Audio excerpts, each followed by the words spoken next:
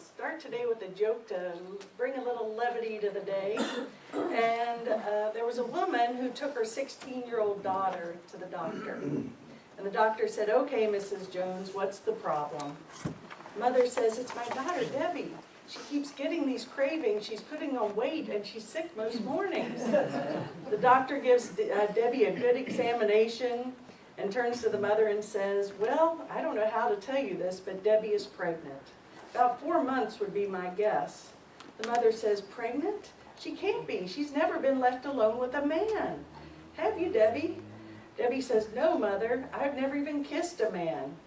The doctor walked over to the window and just stared out. About 5 minutes pass, and finally the mother says, "Is there something wrong out there, doctor?"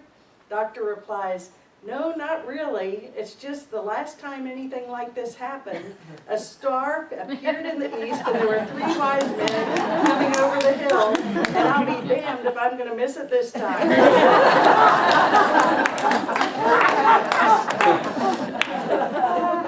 Miracles never cease, that's for sure. So anyway, it's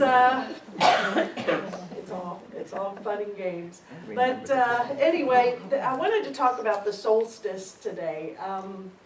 Because mainly, well not mainly, each week, this past few weeks, I've chosen to bring in a different element of the meaning of Christmas and from other perspectives of what it stands for and maybe who Jesus really was and what he looked like and all sorts of things. And today I want to bring in the element of the solstice and how that all just merges together in supporting this beautiful sacred time of the year. And of course this week I'm going to remind you again about the Wednesday night event, because even though I don't think it's going to be chilly actually. I checked the weather. It's going to be clear and it's going to be in the 50s. So, Ann, you're not allowed to call me no matter what. But anyway, it's a great opportunity to celebrate the solstice, and I want to talk about it and hopefully give it more meaning and what it stands for. But of course, the solstice, as we know, is basically the longest, the shortest day of the year. And it is the 21st is when actually it will be the longest, and then we'll return back to the light going forward again. So no more of these early dark evenings, which I don't know about you, but it's thrown my whole schedule off. I mean, I'm ready for bed by like 7:30 now, and it's like because it gets dark. I'm eating dinner at like 4:30. I feel like I'm 82 or something, and I'm living in that dream of the Florida early bird, and getting that early dinner and all that good stuff. But I'm up really early too.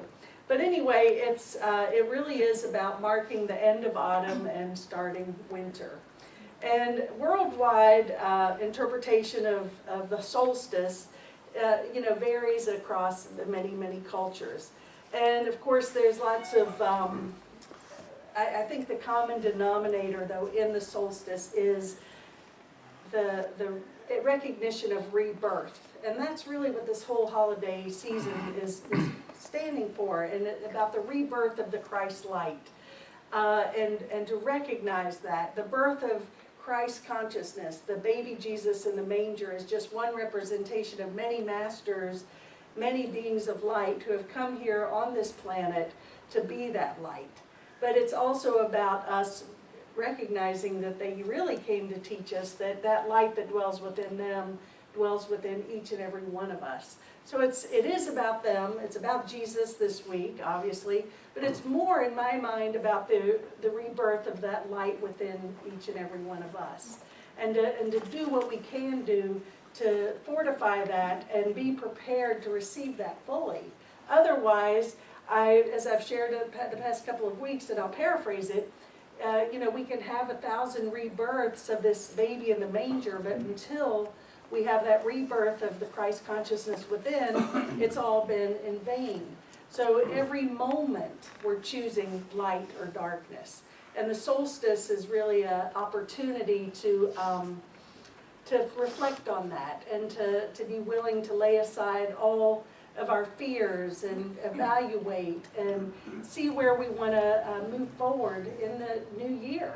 you know, this whole idea of the burning bowl sort of follows suit with this. It's a time of reflection, renewal, rebirth, assessing in your life, okay, what thought systems am I holding on to? Where am I still angry? Where am I still afraid?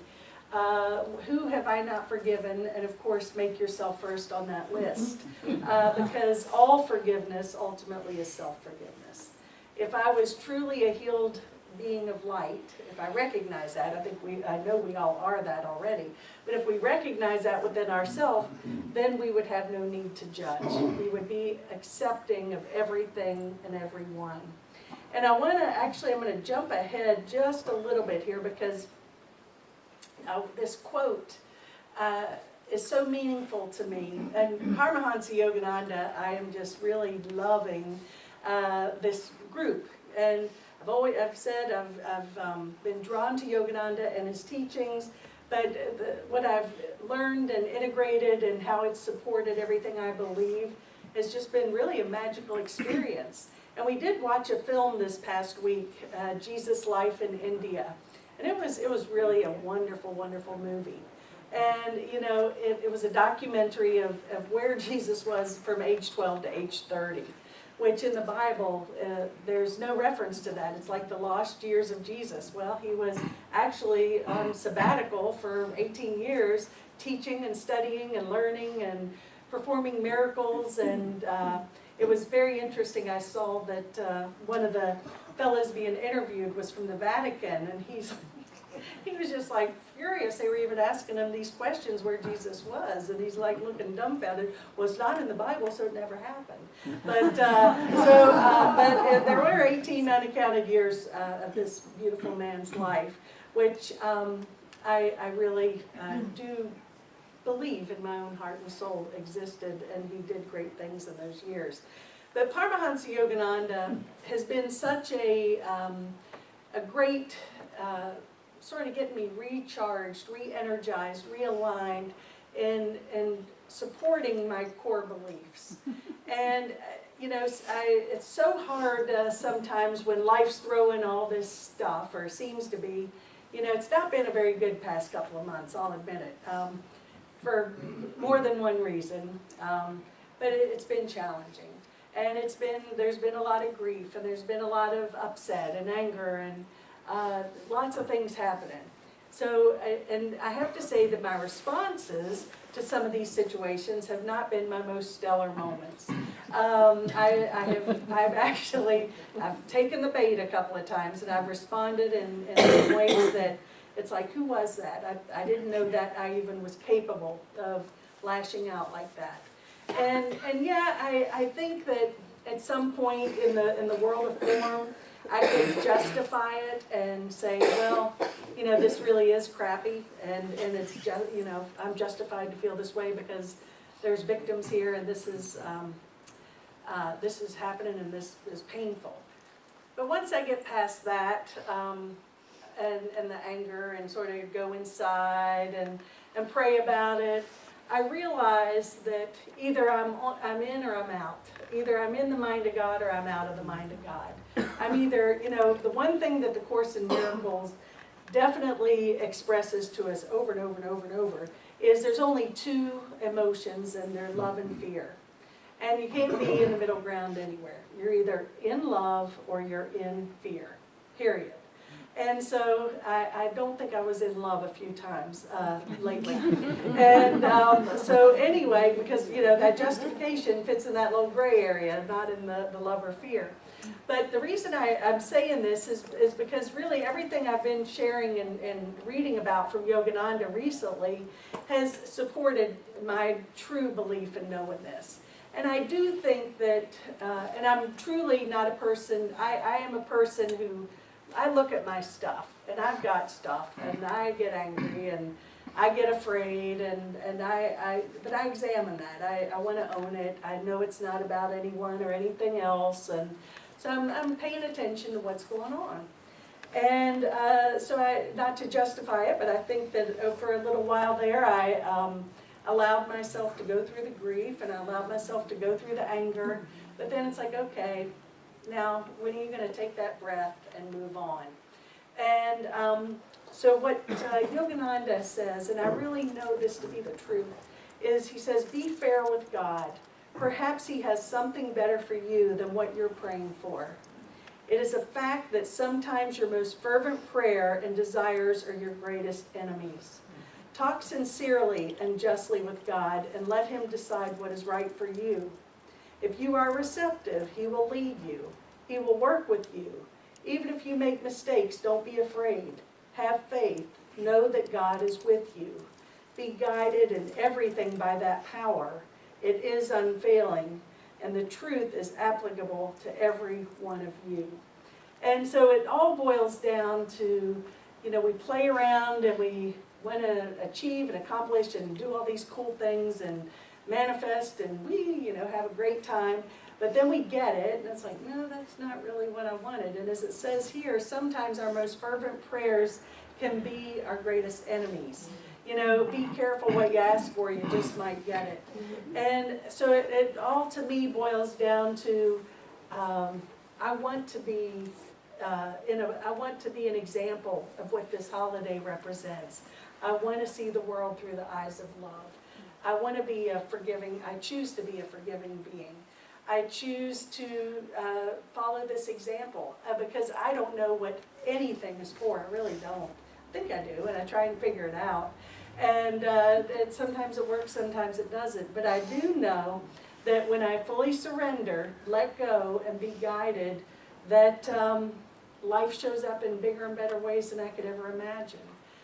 Healing occurs, and healing comes in many different forms. It can be healing of relationships, healing of a physical situation, healing of finances, healing with the environment, lots of things. So healing has many faces.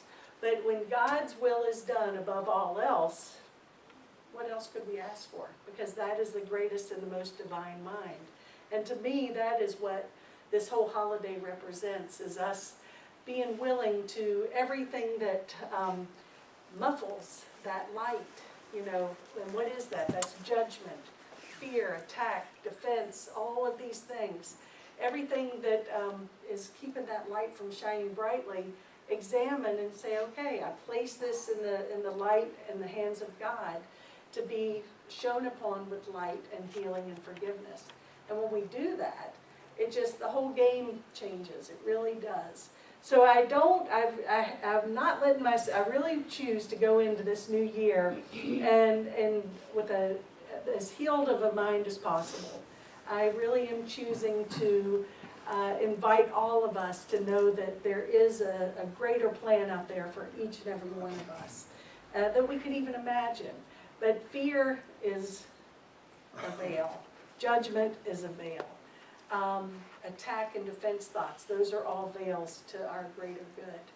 And so it's about really being willing to let go and let God, as we've heard many times over the years. Now I do want to go back here, just a couple things I find interesting, because, back to those lost 18 years of Jesus, and then of course back to what did Jesus look like? We talked about that a few weeks ago. Was Jesus married? Well, from what I gathered, and I could be totally wrong here, Jesus was Middle Eastern, and he was dark skin, dark beard, dark eyes. And the picture I had on the screen a few weeks ago spoke to so many of us that I have to say that there's something to that. Was he married? I would have to say yes, he was. And not only was he married, and this film also made many references to many possibilities. And no one really knows. We sort of feel it in our heart. But I do believe he was married, and I believe he was married to Mary Magdalene, and I believe they had children, and the story goes on and on and on. But now, it's like, I found something else about, well, when was Jesus actually born? December 25th is not necessarily the date that he was born. And I think we've heard that before, but here's some of the reasoning behind that. It says that mainly because the way that if we were to go back to, since I jumped forward, I'm falling back here. So when was Jesus born? It says the possibilities for the Star of Bethlehem point to either spring or autumn. And so it says that also that we tend to, look at all these reasons why that December 25th has been chosen as his birth date, his date of birth. Well, it was actually chosen by a pope, Constantine. And it's like, let's give him the 25th. Well, it's like December. So, and it really doesn't matter because it's a symbol of the light. And you got to pick one day, right? Well, even the calendars of that time, were all different. So one calendar had 11 more days on it than another calendar. So, our concept and ideas of days were all screwed up. So we really don't even know where we are in so many ways. But I don't think, again, that that's the real message I'm choosing to impart here. It's just like, what do we really know? And then I always go back, well, what does it really matter? Is that really the most important thing? I mean, I read a book, I shared some things from a book, the fellow who says that, and I shared this with you guys a couple weeks ago, his last name was Matthews. He wrote a book saying that the Star of Bethlehem was actually not a star at all, it was a planet. Well, and he spent 10 years researching that, 10 years. And I'm like, wow, that you'd have to be awfully interested in something to spend 10 years on it. And of course, he has his reasoning behind it. But we only have a part of the story. Again, back to Jesus' time in the Middle East, the Far East, India, the Himalayas. The Vatican even is believed to have many files and books reflecting that time of his life. They just don't want to maybe bring it forth. Who knows? It's not about that. But my point is, we're probably never going to get the whole story. And one thing I love about A Course in Miracles is it says that, no matter what, I'm very loosely paraphrasing here, but no matter what we think we know, we really don't know anything. I don't know what anything is for. Nothing, and to own up to that is like, wow. And it says, the ego mind, which is really our thinking mind, and the mind that can read 5,000 books and surf the internet for endless hours and days and weeks and months and look after one star for 10 years, and there's still only a glimpse of the story. So what the Course in Miracles says is the Holy Spirit knows it all. I mean, that mind is so expansive, so huge, that it really takes everything into accountability and knows the whole story.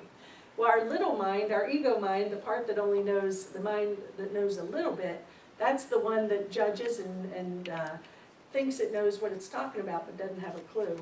And so what we're here to do is to surrender fully to that divine mind of God, of light. And when we're led from that, it's a whole different game. So it's a matter of really, again, what the Yogananda teachings have reflected to me and reinforced so much is to rely 100% on the mind of God and the love of God. Be willing to be responsible for what I see. If I'm seeing anything but divinity, besides perfection, I'm not seeing it correctly. Recognize that. Take an assessment. Don't judge it. Just say, there is another way of being in this world. There's another way of looking at this. And when we do this, everything shifts. So we can go into this whole analytical thinking process, or we can just go straight to the heart. And I believe that that's what this holiday is about. In everything we do, go forth from the heart and be led by that light. I always love the image of Jesus with the light coming out of his heart, because that just is so beautiful to me. But we all have that light within us. And in closing, there's a great little poem that I'd like to share with you. And it's called The Longest Night. Dwellers scurry hastily into their humble lairs to fashion dreams of luxury as winter fills the air. A stillness settles on the land in waves of calm response. Fine clusters of earth's symmetry reveal a timeless robe. The snowflakes sparkle flawlessly like glistening stars above, inviting soothing poetry and time-worn tales of love. The longest night is honored with historic celebrations, inspiring heartfelt promises and hopeful situations. The drummers thunder gallantly upon a dawning sky to welcome back the growing days in bright beloved light. With open hands and open hearts, they hail the rising sun, a legacy of endless faith and hope for everyone. That every soul yields blessings upon every beating heart, united by the values of an old and timeless path. As winter sweeps her magic over hills and shimmering lanes, far, far away, spring promises the birth of brighter days.